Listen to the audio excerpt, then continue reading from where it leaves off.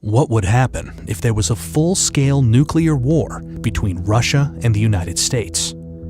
Based on non-classified data, the aftermath might go something like this. When one side launches nuclear missiles, the other side detects them and fires back before impact. U.S. submarine-launched ballistic missiles from west of Norway start striking Russia after about 10 minutes. And Russian ones from north of Canada start hitting the U.S. a few minutes later. The very first strikes are high-altitude EMP attacks, frying electronics and power grids by creating an electromagnetic pulse of tens of thousands of volts per meter. The next strikes target command and control, as well as nuclear launch facilities. Land-based intercontinental ballistic missiles take about half an hour to arrive. Major cities are targeted, both because they contain military facilities and to stymie the enemy's post-war recovery. Some cruise missiles take hours to reach their target.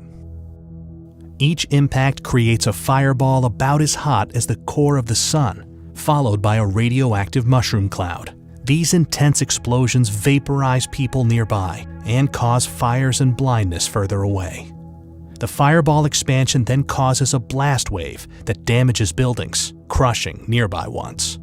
The United Kingdom and France have nuclear capabilities and are obliged by NATO's Article 5 to defend the US. So Russia hits them too. Firestorms engulf many cities, where storm-level winds fan the flames, igniting anything that can burn, melting glass and some metals, and turning asphalt into flammable hot liquid. But the explosions, the electromagnetic pulse, and the radioactivity aren't the worst part.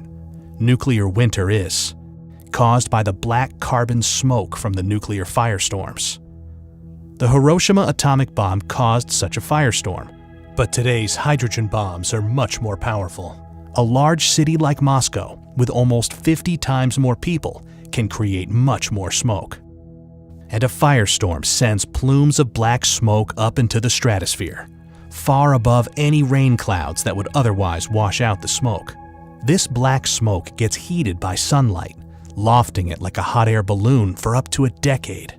High-altitude jet streams are so fast that it takes only a few days for the smoke to spread across much of the northern hemisphere. In the meantime, Earth gets freezing cold, even during the summer, with farmland in Kansas cooling by about 20 degrees centigrade or 40 degrees Fahrenheit, and other regions cooling almost twice as much. A recent scientific paper estimates that over 5 billion people could starve to death, including around 99% of those in the United States, Europe, Russia, and China. We obviously don't know how many people will survive a nuclear war. But if it's even remotely as bad as scientists think, then it has no winners, merely losers. It's easy to feel powerless, but the good news is that there is something you can do to help. Please share this video, because the more people know about nuclear war, the less likely it is that we'll start one.